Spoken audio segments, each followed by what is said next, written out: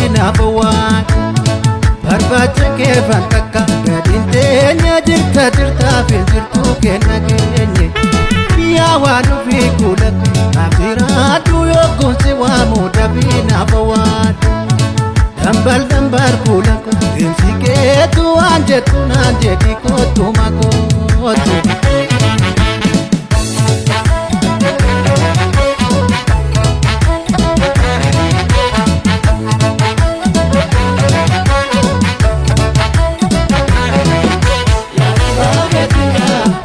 Mararono walwamnu michuku Wadigabetia Yeduda kanu tinafu marafu Wadigabetia Yadala Kenya kichube michuda Wadigabetia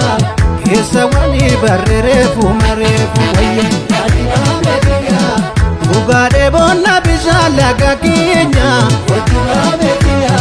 Irranu lala numekesi Kenya Dibabe diya nu fakatani asun ko kalu ratta sasani asantu diya sora jalala asun ko kenya nu timamala dibabe diya suta sutuma asun ko atu jira watu asantu diya tole watole asun ko mari wali gale asun ko gale wali gale asun ko mari wali gale Ya marartuko abdi jiruko wa umaketi adobile galgali Kenya ulani bontu kufuno dotu burkuto gadi saudati uto walifi gomena gake sanati bifi azuko asantuko azuko anufiko azuko musimboko azuko marartuko azuko ulumako azuko ugamtuko azuko sumabdinko azuko azuko azuko azuko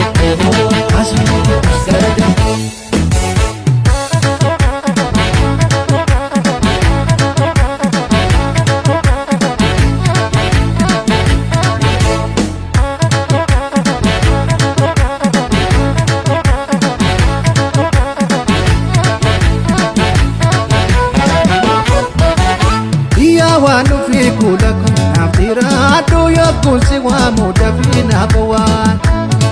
Kumpule kata jiru Watarane Kenya tapo mujiru no bintane Ya wanu fi kulak nafira do yokun si wa dafina bawan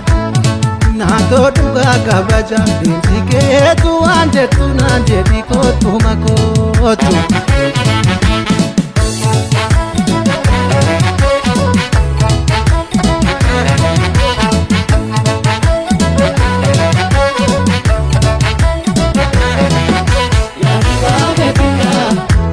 Jirtu ataduna ngubini Wadigabetia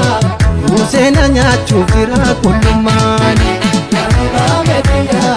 Jalala kebantira kuntabate Wadigabetia Musene sudero farkalate Wayo Wadigabetia Wauma ketambuse basayada Wadigabetia Kamsi dibet nas dibetu manada Dibabe diya nu fakatani asun ko kalu ratta sasani asantu diya sora jalala asun ko kenya nu timamala dibabe diya suta sutuma asun ko atu jira watu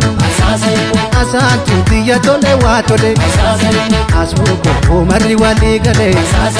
asun ko gale wali gale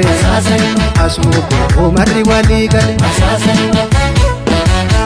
Ya marartuko abdi jiruko wa umaketi adobile galgali Kenya ulani bontu kufuno dotu burkuto gadi saudati uto walifi gomena gake sanati bifi azuko asantuko azuko anufiko Asuuko Osimbooko Asuuko